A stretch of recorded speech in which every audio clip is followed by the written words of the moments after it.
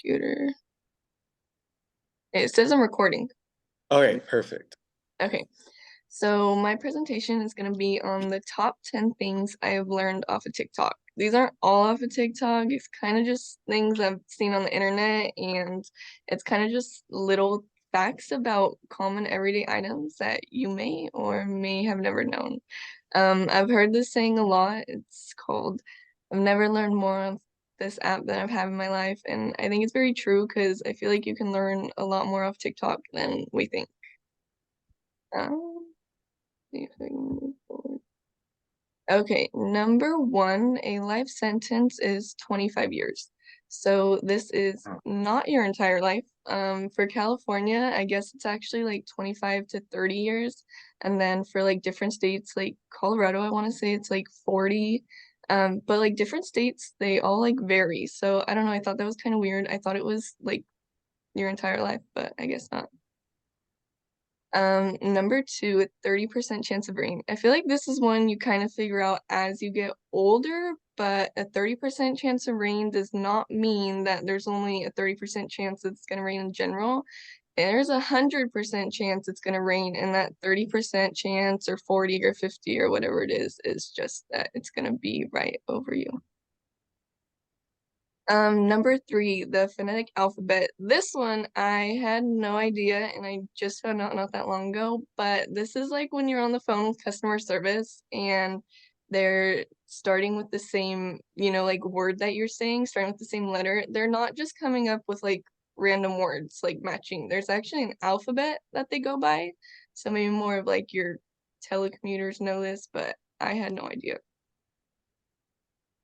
Number four, the numbers on a toaster. This one I also feel like is something we all think when we're little, and then you kind of grow up and realize it's different. But I feel like we all thought that this was like levels of toastiness for the bread and not like minutes for how long it's gonna cook.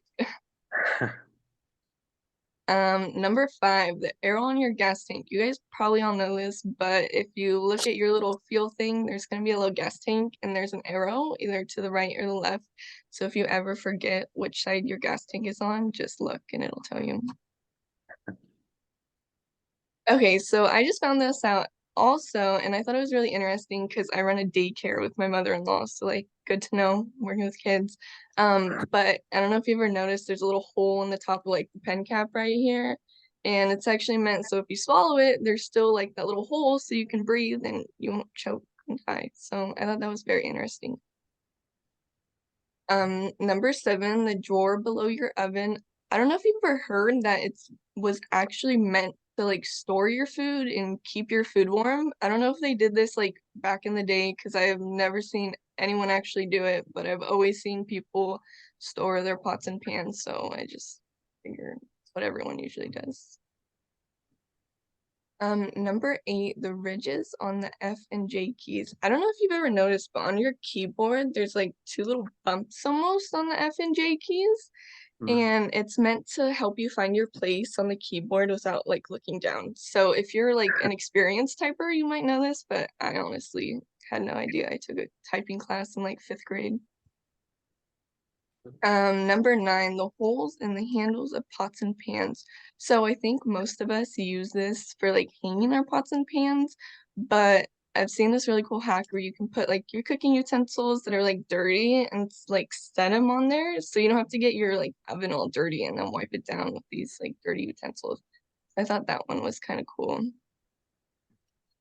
And then the last one, number 10, I never knew this either. I didn't think it was for cleaning your shoes, but I know that people usually like use the brushes on the side of escalators to like mess around or clean their shoes with. But it's actually meant to scare you into like not getting too close so your clothes don't get caught in it and like get ripped off your body or like you get hurt or whatever. So it's actually like a safety feature. So I thought that was kind of cool too. But yeah, that is 10 things I learned off the internet that I may or may not have known before. Awesome. That was so good. There's like some of them that I didn't even know, and it's so cool. I know a few of them I did Super and a good. few I didn't. Let's see if I can turn this off. I think if you just remain host and then let's see if I could share my screen. think if you go on the controls toolbar and you click, oh, let's see, Shelby left.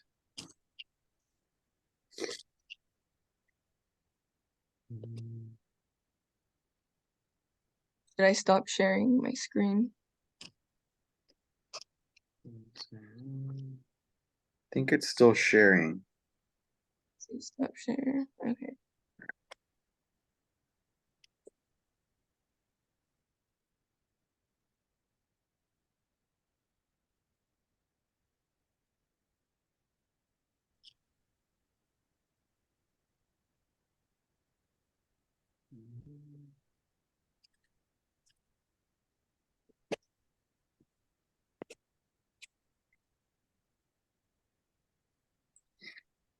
For some reason, I think it kicked Shelby out. So we'll just give it a couple seconds before we continue with the presentations.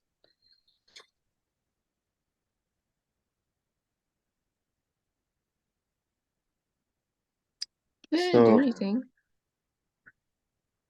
so I think her computer froze, so we'll just kind of wait like a minute or so. But if you just want to kind of remain host, that's totally fine. But if you go on the controls toolbar, and you click the upward arrow icon to like next to the share screen, you'll Participants. yeah, and then you'll be able to put like click advanced sharing options, and then you could put like all participants to share screen. I don't know if it's showing. Let's see, I did participants, and then all that comes up is us three, but let me see if I can. And then you're able You to want me to like, make you host again? yeah, that works. I Okay. don't think it'll stop recording. Yes. Okay, you're the host. It still says Perfect. I'm recording though, so I think I should be Wait, recording. perfect. Yeah, it's fine. Let's see here.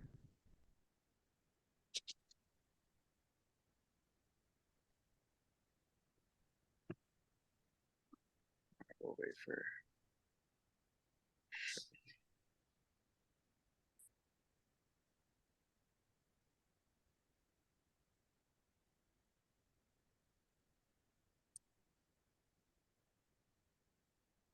Once we get Shelby back, are you gonna go, Chris?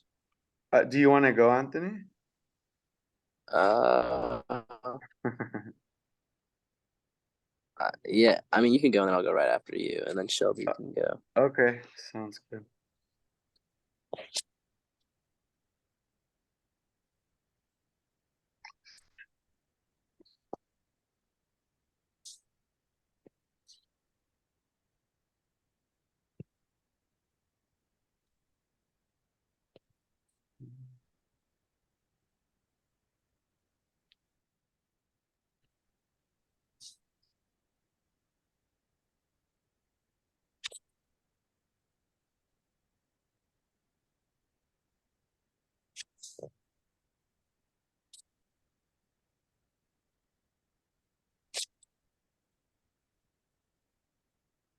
Yeah, I think we'll just do that. We'll just like kind of swap and make everyone host, but you're still recording, so once we end, you could just save that link and then we'll figure it out. Like if you want to upload it on YouTube or I can upload it on YouTube, it doesn't matter.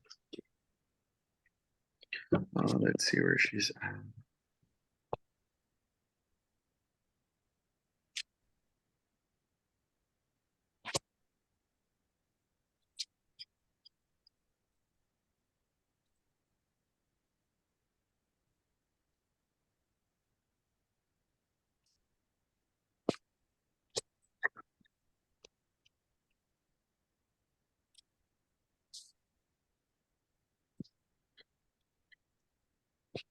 Sweet.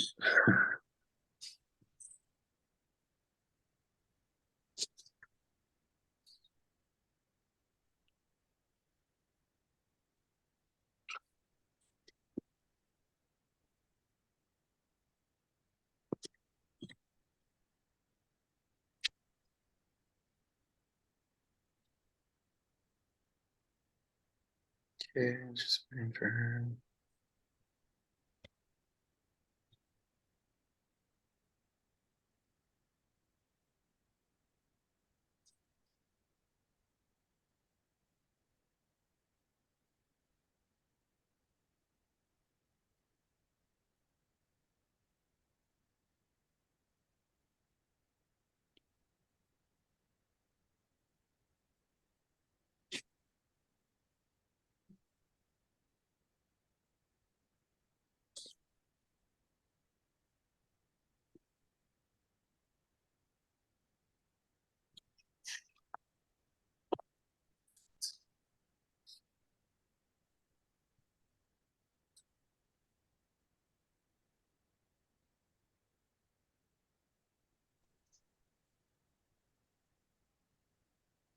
Yeah, you're back. Sorry. You're so good. No worries. I was like taking notes on her presentation, and then all of a sudden my screen froze. Yeah. And No, you're good. Sweet. All right. So it's honestly it's still recording. It's great. He'll know to like I don't he'll know. It's fine. So I'm gonna go next and then we'll just kind of continue like that. So what we're gonna do is we're just gonna make each other host and then that way you're able to share your screen and it's still recording, so no worries at all. okay. All right, let me share my screen.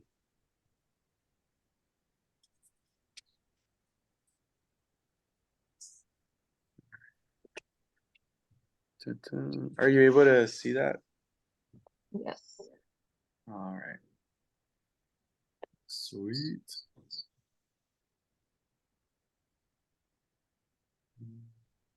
All right. Can you guys like still see me? Because I can't see myself. Just want to make sure. Yeah, we can see you. All right, bet. All right, so I'm gonna be speaking about social media marketing. So I chose this topic because it's what I do. It's kind of the industry that I work in, working with like influencers and influencer marketing. So just kind of wanted to give you a little bit of like knickknacks or just some info on how it is to like market your business on social media. If you know one day you decide to open up a business, I think when you hear marketing, you're like, oh, I have to spend big bucks. I have to invest a lot in for my business to be well known. But now in the century we're in, it's all about social media, about Instagram, TikTok. Those are the two main platforms that I'm gonna be kind of like speaking about because it's where the money's at. So marketing your business through the lens of social media. Steve Jobs said, the most powerful person in the world is a storyteller. The storyteller sets the vision, values, and agenda of an entire generation that is to come, by Steve Jobs. So I really love this quote. It's a quote that I always, just kind of referred to. I think that it's so true. I think the storyteller plays a big role in marketing. I think the way you storytell what others see or how others can view things, especially when it comes to your business, it's the way it's going to captivate and draw people's attention. Over 50% of social media users use social media to research products before making a purchase. So what am I saying with this is that honestly, right now, the eye is social media. You see so many businesses on TikTok, on Instagram Reels. Like, I don't know if you guys noticed, but after the pandemic, I don't know if you guys have seen like the candy businesses, like with the spicy gummy worms and the spicy like uh you know gushers and all that creation. Like it was all through social media. Like it took one person to post that product on an Instagram reel or on a TikTok, and then like other companies started like posting products like on social media, like a candy business or a clothing business, or these businesses started rising up and they started using social media. And it's wild. I found it so wild. So I remember being hit up by like a brand. So like I mentioned, I work with influencers, and influencers as in people who have a lot of following, and we all know the word influencer, but people that have a lot of followers and Instagram, and brands want to use them to post their product on an Instagram post or an Instagram story, and that's how they market their product. So I think it's just so fascinating how marketing before used to be way different. Like we didn't have social media platforms. Like it was all through like radio, for example. Being in the music industry as well, like now like everything's on TikTok. You hear a song, like the famous song by Selena Gomez, Calm Down. Like that was like, the dances that they do through TikTok, and you're like, oh, that's that song from TikTok. It's not like the song on the radio, like it's the song on TikTok, the song on Instagram. Like that's how powerful social media has become. Like that's how the platforms that we use nowadays to market our stuff, to market our business it revolves around social media. So just to share something real quick, these are some accounts that I've worked on. My friend Jenica one day decides to open up a brand, Over Comfort, and she's like, "Hey, I need you to help me like with my reach. I need you to help me with like the creativity on it. So number one, something I want to share to you, the biggest views that you're gonna see if and when you decide to like release something on social media platforms with your business, whatever it is people are more of seers now than readers, to be honest. Like when you see something, you're like, oh, that's captivating my attention. I want to see it. I don't want to read it. If it's a short caption, that's enough for me. We're Gen Zers, don't like to read. Millennials, it's just kind of so different, so it's all through the power of your eye. So we've created like, here we are. We've created campaigns, we call them, like when there's product launches, and sorry.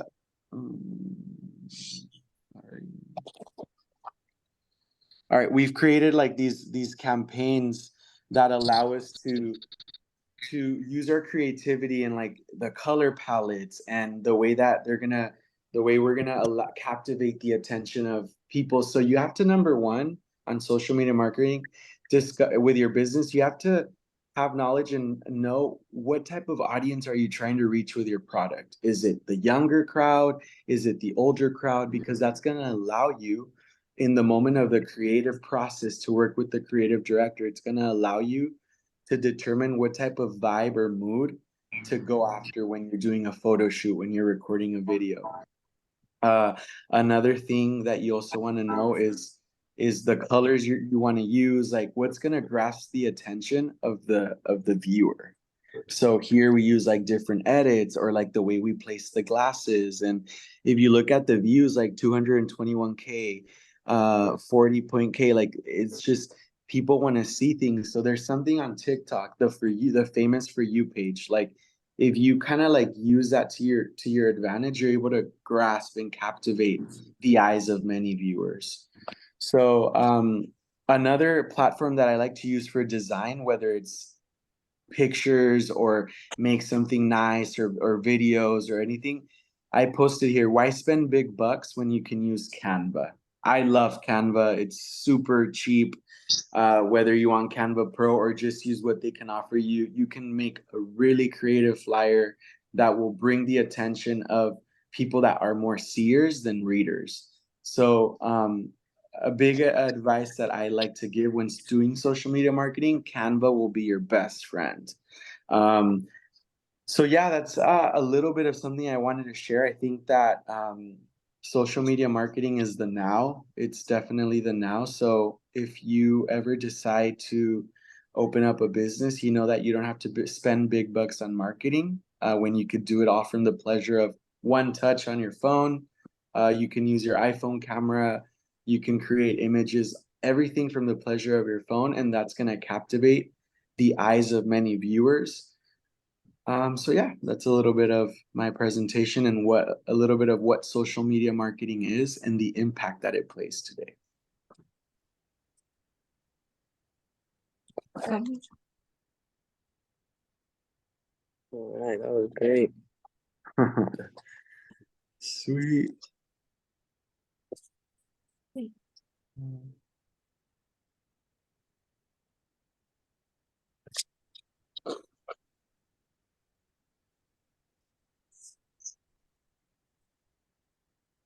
All you, Anthony. All right, 1 second.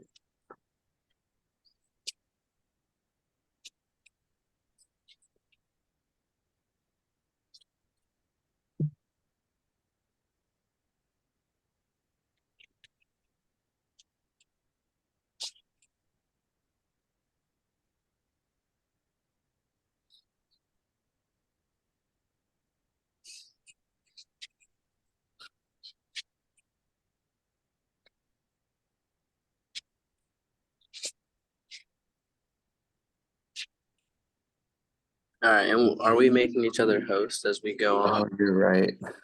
Sorry. Making you host right now. All right, all good, man. All right, perfect. You're all set, buddy. Sweet.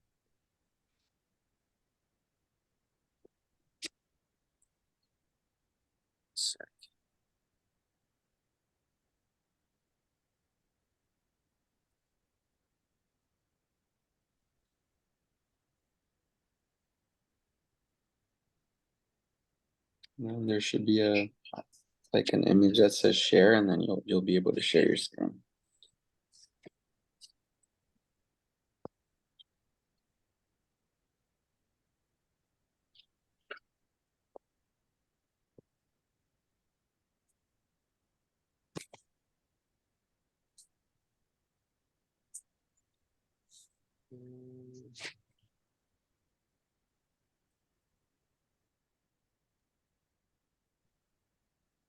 Okay, there we go. You guys see that? Yep. Alright, so alright, I'm on now, right? Yep. Okay. So yeah, you guys kind of made me feel underprepared because like I only used pictures, then I was just like using my knowledge pretty much. But mine was about track and field. It's something I've been doing for the past 5 years now. I'm a sophomore in college. I've been doing it since freshman year. We haven't started this year yet, but we're going into it. And so yeah, some things about like track and field is like I was going like personally how it's helped me. So the main sport I started playing was soccer. I played it since I was 5 years old, all the way up until freshman year of high school. And then I was never really skillful at it, but I was just really fast and faster than like most people in my area. So that always helped, like gave me like an advantage. But then I got to high school, and then that's when I was like introduced to track. I was like, oh dang, like I can go somewhere for this. So I started running my freshman year, and I was kind of going through some stuff with like family issues and all that. And it was also something that kind of just like helped me get my mind off stuff. Like I don't know if you guys have ever had like something that's like you can go do, and then it like takes your mind off everything like you're stressed about or worried about and stuff. But that's what kind of did it for me. And then once like I started practicing like for track, and I noticed like, oh, I can do this, and it can like relieve some of the stress and like some of the like bad things I'm going through. That's when I like really started taking it serious, and I'd be at the, like every day, training, like watching YouTube videos, learning more and more. Yeah, just kind of like helped me through everything I was going through. And like my freshman year is when I really realized that I had like a passion for it. Like I was like naturally gifted, I was fast. And then on top of that, like I kind of like strive to be like one of the best, at least in my area, which I grew up in Wairika, so it was like Northern California. So it was like I kind of like strive to be the best. So I'd be out there like every day, training, like after practice, like we get done with the meet on a Saturday, I'd go out the next day on a Sunday and like train. And yeah, like a lot of people think that like I'm not gonna like target anyone, but I mean, I guess like football players, they're kind of hotheads, so they all think that they can run these really fast times just because they're super athletic. But then like there's a difference between being like football, soccer, baseball fast, and then track fast. It's like you have to train like you're only so fast, and then you have to work on like your technique and your form and like how you're running. Like I don't know if you guys are familiar with like blocks, but like most sprinters come out of blocks every time that they run. And then you like have to know how to set those up. There's just like a lot more to it than people actually think there is.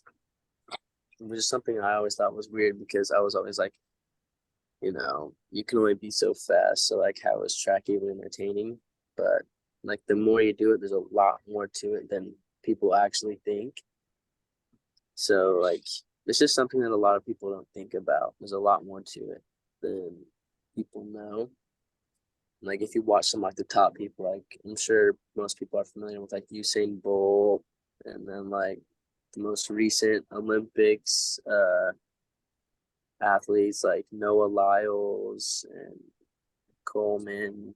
There's just Chikari, she's one of like the top girls. She's on the last side right there. She's the one that she ran a world record sprinter time for women. It was a 10:87, I'm pretty sure, which is insane for women. That's pretty much what I run. And I'm a guy in college, so that just shows how talented she really is. But yeah, I just think like as much as people don't like put it together, there's a lot more to track and field than just running. Like you're only so fast with your natural, like gifted speed. And then you have to like train in and out, work on form, everything else that comes with it. And yeah, I just think it's like track sprinters and distance runners are like super underestimated and how much training they do.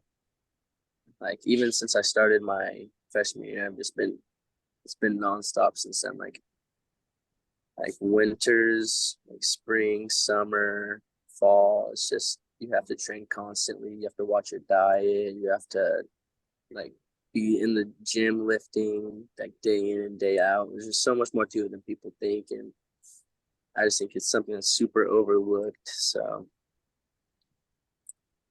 yeah, I'm not gonna lie, I felt kind of unprepared with what I was typing in the slides, but I kind of just had everything, appear just based off the knowledge. So yeah, that's pretty much my presentation on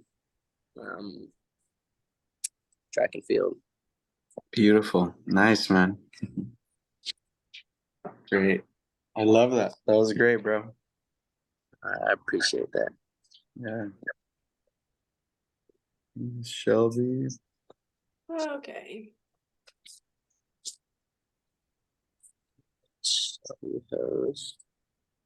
Yeah. All right, it should have went. Okay. All right, how do I do this?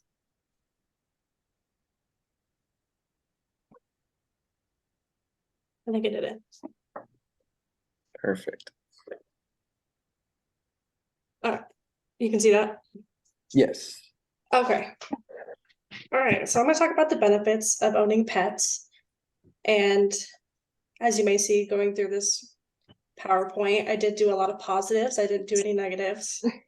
And so that's not to say there are no negatives in owning animals, but I'm going to go ahead and just go through the positives.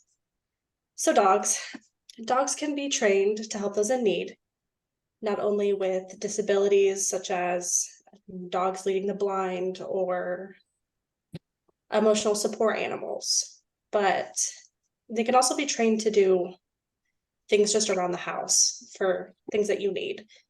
They can also sense your emotions. So speaking from experience, when I was, feeling down and depressed or, whatever, they can sense that and actually go towards you to comfort you. They can also help you become more active. Dogs have a lot of energy. So you can take them to a park. You can go take them for a walk. They just get you outside, especially they got to go to the bathroom somewhere. And so they've also been linked to lower blood pressure, and that's due to lower levels of stress. And I think that's in part of getting you more active, getting you more out, getting that vitamin D, just bringing joy to your life, as I had also put in that presentation, in that PowerPoint. But they make you feel safe. When I was living alone in Chico, I had my dog, and it helped me feel a little less lonely, but also more secure, especially living in college town. All right, so cats. They are very independent. They essentially, you just got to give them food and a clean litter box and they're ready to go. And that's what makes them a great first pet as well. I think growing up that a cat was my first pet ever. And so they keep themselves entertained. So whether it's, a piece of food, like dog food on the ground, they're chasing that around the house for hours. They're good. Or you see a fly flying around your house, they catch that within seconds. Sometimes you don't even know what's in there. So that's what I mean also by keeping your home pest free. I live by a creek, and so sometimes insects will sneak their way in. So my cat does a very good job finding it. They're also great at cuddling. I wanted to add that in because my cat is the biggest cuddler. It just gives you a little sense of warmth and love, and they have a long lifespan. When I was caregiving, I took care of an older woman. She had a 20-year-old cat. Didn't realize they could live that long, but it's crazy. And then I added fish in here. They're very interesting looking things, I know, but they're very unique.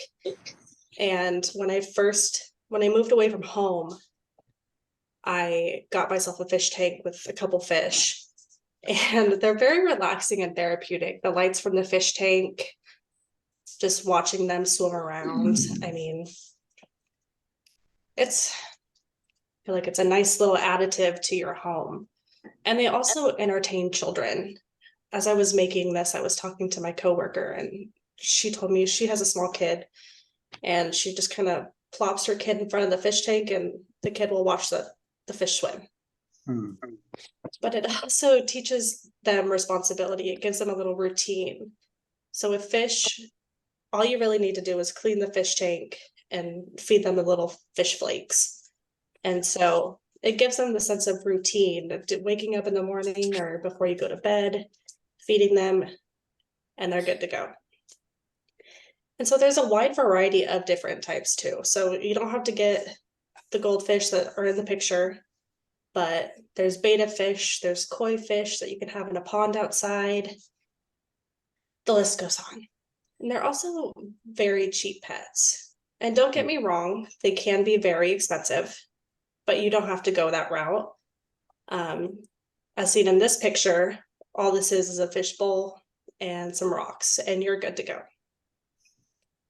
So nonetheless, pets can be very time consuming. They can be very costly, but if you get the right ones, they are very worth it. And that's my presentation. Good job. Beautiful, amazing. Yeah, pets are. Here's this one. Oh yeah. Oh my goodness. Okay, how do I get out of this? Oh man, that was great. Yeah, good job, guys. That was really great. 6 a.m. calls are not easy, but we knocked it down. That's Yeah. pretty good. It still Yeah. says recording on my computer, so I'll figure out where it's gonna get saved to, and then I'll make sure to get the link sent out to everyone. Okay. Were you able to stop it? Like, does it say stop recording? I think or make her host again if you make her host. Stop video. Okay. Yeah, stop. Oh, shit, bro. Oh. Oh wait, hold on, right here.